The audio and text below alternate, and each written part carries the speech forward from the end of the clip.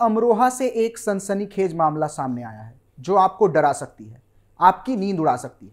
आप यूपी में सुरक्षित हैं या नहीं ये सोचने को मजबूर कर सकती है। क्या है पूरी घटना जिसकी वजह से यूपी के अमरोहा में दहशत का माहौल है, इस वीडियो में आपको विस्तार से बताएंगे। नमस्कार, मैं रोहित कुमार, आप देख रहे हैं कैपिटल टीवी उत्तर प्रदेश की स्पेशल स्टोरीज। यूपी के अमरोहा में क्यों है दहशत का माहौल? कैसे की गई घर में घुसकर हत्या? क्या है अमरोहा का डबल मर्डर केस? क्यों खौफ के माहौल में जीने को मजबूर है लोग? पूरा मामला यूपी के अमरोहा जिले का है, जहां घर में सोए सराफा व्यापारी और उनकी बेटी की धारदार हथियार से हत्या कर दी गई। इस डबल मर्डर केस की घटना के बाद अमरोहा जिले में खौफ का माहौल है।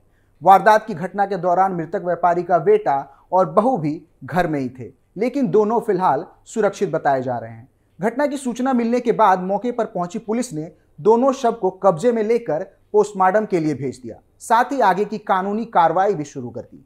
बता दें कि यह वारदात अमरोहा कोतवाली इलाके के मोहल्ला कटरा गुलाम अली की है, जहां रहने वाले योगेश चंद्र अग्रवाल और उनकी बेटी सृष्टि की खून से लथपथ लाश घर के कमरे में मिली, जिसके बाद पूरे अमरोहा और उसके आसपास के इलाके में दहशत का माहौल है।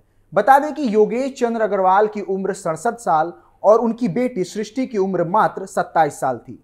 योगेश चंद्र अग्रवाल उद्योग व्यापारी मंडल के जिला अध्यक्ष और सेवा भारती संस्था के नगर अध्यक्ष थे। गौरतलब है कि उनकी पत्नी छाया की कोरोना काल में मौत हो गई थी। इसके अलावा परिवार में बेटा ईशांक अग्रवाल, बेटी सृष्टि और बहू मानसी अग्रवाल है।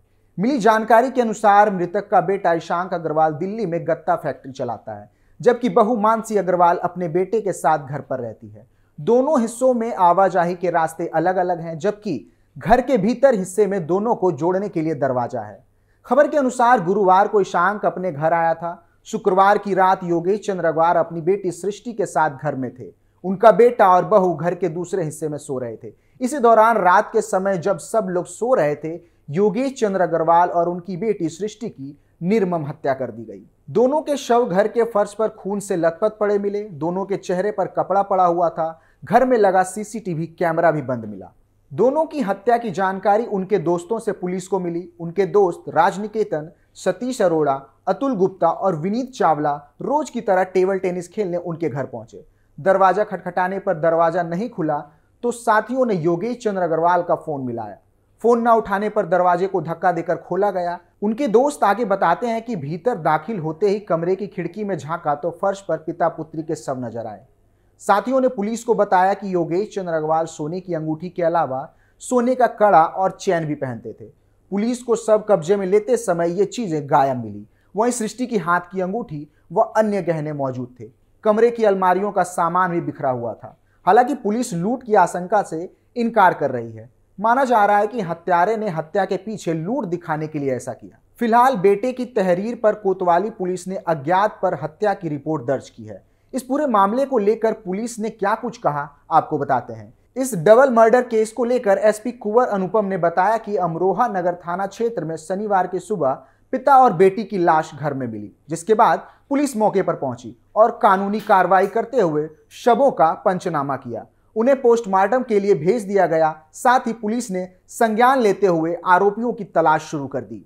एसपी कुंवर सिंह अनुपम ने जानकारी देते हुए आगे बताया कि पूरे प्रकरण की जांच की जा रही है। जल्द ही पूरे मामले की जानकारी साझा की जाएगी। फिलहाल घर के लोगों से पूछताछ की जा रही है। इस दौरान एक महिला संदिग्ध पाई गई है जो यहां से गायब है। बताया जा रहा है कि महिला का कारोबारी के घर में काफी आना जाना था। घर वालों से पूछे जाने पर उस संदिग्ध महिला को लेकर कई नई जानकारियां सामने आई है। फिलहाल जांच जारी है। न चीख न छटपटाहट, शहर की पॉश कॉलोनी की तंग गली में योगेश और उनकी बेटी की गला रेत कर हत्या कर दी गई और किसी को भनक तक नहीं लगी। उनके मकान की गली के आसपास कई मकान हैं। यही नहीं, उनके बेटे और पत्नी भी मकान के दूसरे हिस्से में रहते हैं। मकान की भौगोलिक स्थिति को देखते हुए यह सवाल उठ रहे हैं कि हत्यारे कितनी आसानी से वारदात को अंजाम दे गए।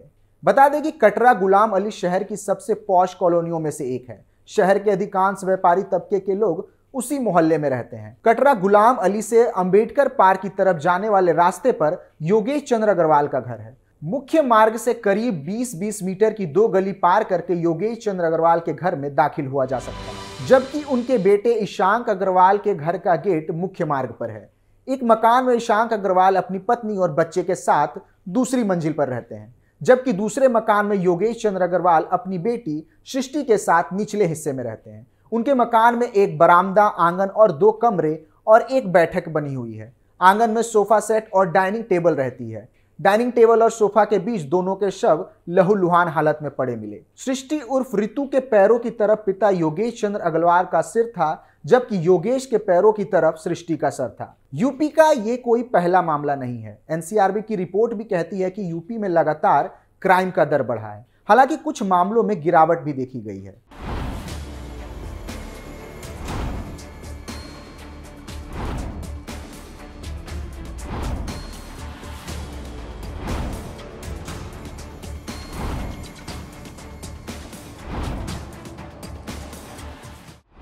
NCRB national crime record bureau के आंकड़ों के मुताबिक साल 2022 में देश में 28,522 मर्डर केस रजिस्टर किए गए, यानी औसतन हर दिन 78 हत्याएं हुई। साथ ही हत्या के कुल 28,552 मामले दर्ज किए गए, जो 2021 की तुलना में 2.6% की मामूली गिरावट दर्शाती है। नेशनल क्राइम रिकॉर्ड ब्यूरो की नई रिपोर्ट के अनुसार प्रति लाख जनसंख्या 258 के राष्ट्रीय औसत के मुकाबले 171.6 की अपराध दर के साथ यूपी देश के राज्यों में 18वें स्थान पर है। यह स्थान 2022 के लिए नेशनल क्राइम के आधार पर दिया गया है।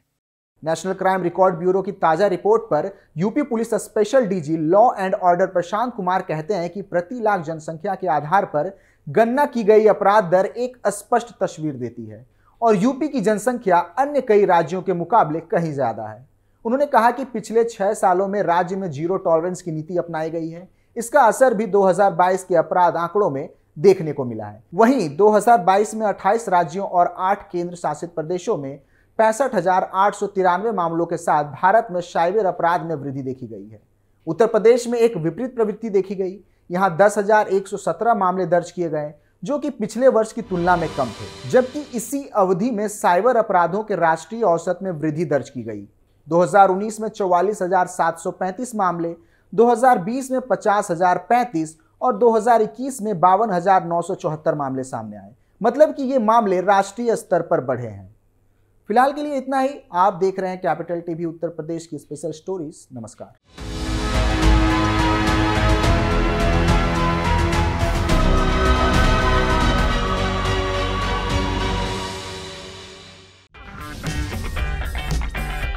अगर आपको हमारा वीडियो पसंद आया हो तो इसे लाइक करें, हमारे चैनल को सब्सक्राइब करें और हाँ, बेल आइकन दबाना ना भूलें ताकि आप तक हमारे वीडियो की नोटिफिकेशन पहुंचती रहे।